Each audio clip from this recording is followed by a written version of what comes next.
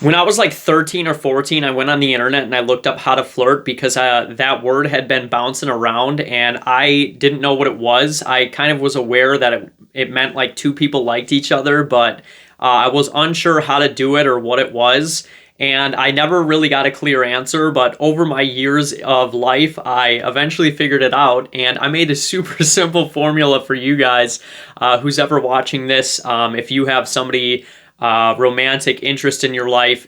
This is really important stuff. I think this is one of the key skills we have in our social lives: how to flirt and how to flirt effectively, and it's just fun. Okay, so rule number one is that flirting is just being playful.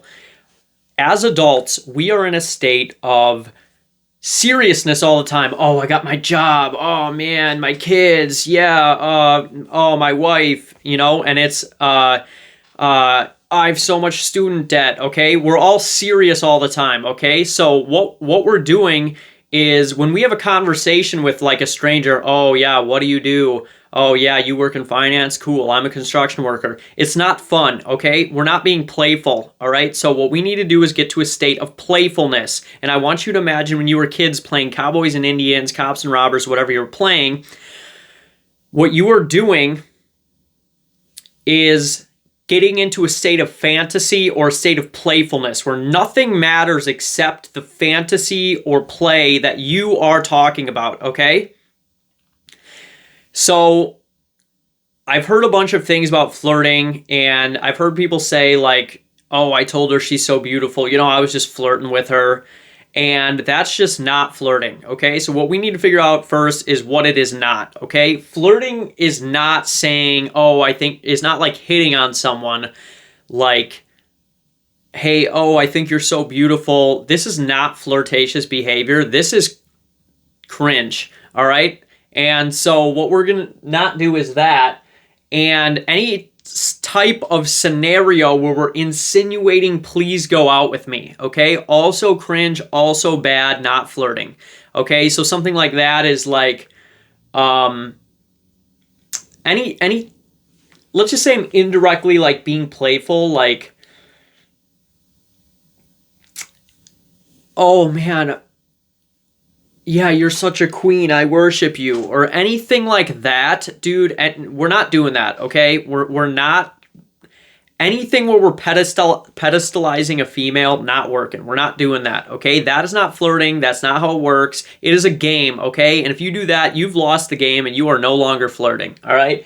Okay, so the rules are simple. Play plus dominance equals flirting, okay? There's the key special part is dominance, okay? You need to project yourself as higher status than the person you are flirting with, okay?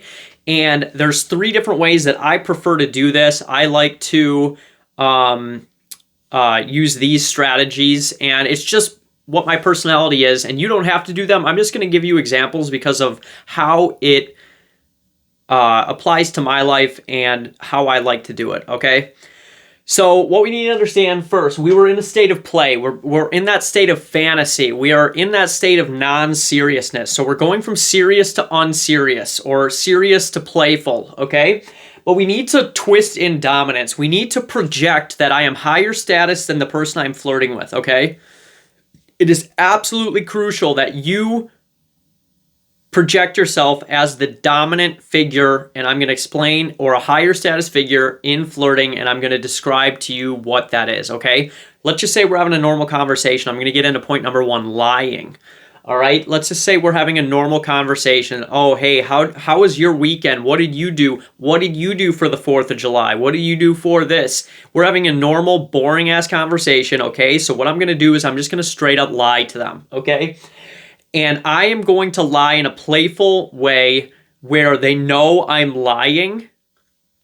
It's not about manipulating or deceiving. It's about literally saying, I'm just going to lie to you because I can, okay? Because I'm higher status than you. I don't have to answer your question. Okay, I'm just going to give you an absolute lie here. Okay, so and it's going to be playful. Okay, so we're not serious, we're just going to be playful. Okay, so what'd you do this weekend? Yeah, so me and all my friends, we got together, my friend picked us up, we went to Walmart, bought some stuff, I don't know, like ski masks and gloves and stuff like that. And then we actually we went and we robbed a bank. Okay, so we're telling a lie that is just absolute, absolutely unbelievable. Okay, but we're just communicating to that person that I'm going from a state of seriousness to playfulness. Okay, so I like to do it with more dry humor, so I'm going to deliver that in the sense that I'm being serious. If someone says like, "Hey, how old are you?" I'm like, 84. Okay, I'm 84. You know what? I've got a really serious skincare routine, facial moisturizer, serum. I'm really serious about that. Hyaluronic acid. I eat really healthy, take all my vitamins, and that's how I look so good at 84.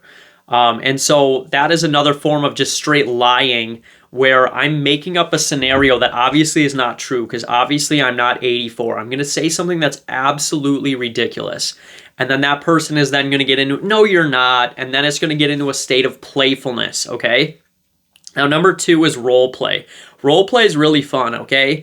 And this is where the status differential comes in. If I was going to, as a man, role play with a female just to have fun, the type of role play that you're going to want to do is any sort of status differential role play. So instead of cowboys and Indians, we're going to do something to the extent of like a rich man and a maid, a teacher and a student, a boss and an employee, saying something like, "Hey, you know what? When I'm rich, you're going to be one of my wives." Okay? What I'm doing is I'm differentiating status. "Hey, just let I'm actually opening up a strip club and you're going to dance for me." Okay? So any sort of role play that distinguishes that I am a dominant figure and I am a higher status figure, the boss, employee, teacher, student, whatever it is. So when I playfully create a scenario, it is crucial that I am the teacher, the boss, or whatever it is, not the employee and they're the boss, okay? And that is just what I like because it prize frames yourself and it's really just going to effectively create a scenario of playfulness where the girl is chasing you or the girl feels like you're higher status than her and she is she'll most likely feel feminine and playful in that scenario, okay? Versus if we flip the script, then we're going to make her feel more masculine. And we don't want to do that because we want women to be feminine, okay? So role play, I'm creating, just like a kid, creating a fantasy, a fake scenario, and I'm inviting them into that scenario. And generally, I'm going to want to do it in a state where I am the higher status individual, like a boss, okay? And then the third one is insinuate interest indirectly, okay? This one's pretty fun because it really is clear to the woman that you are attracted to her, but we're doing it in a playful way. We're not going to do it in a way that is, "I think you're so beautiful," okay? So basically, one time I was talking to this female and she basically said to me, "I get up 20 minutes before work. I just get in my car and go to work," okay? Something like that. And then to that, which I replied, "How does somebody, that's crazy. Like my question is, how does somebody look this good after only waking up 20 minutes before their shift?" And so I'm being like serious, and this is my personality, but I'm indicating indirectly that I think she looks good, but I'm asking the question as if I'm asking a question, okay? So I'm insinuating interest indirectly. Now, I am displaying dominance by being confident enough to just say that and let her know that I do think she looks good, but I'm not doing it in a way that puts her on a pedestal. I'm just insinuating that I think she looks good, but not putting her on a pedestal like, well, how does somebody look is so beautiful if you've only woke up 20 minutes ago?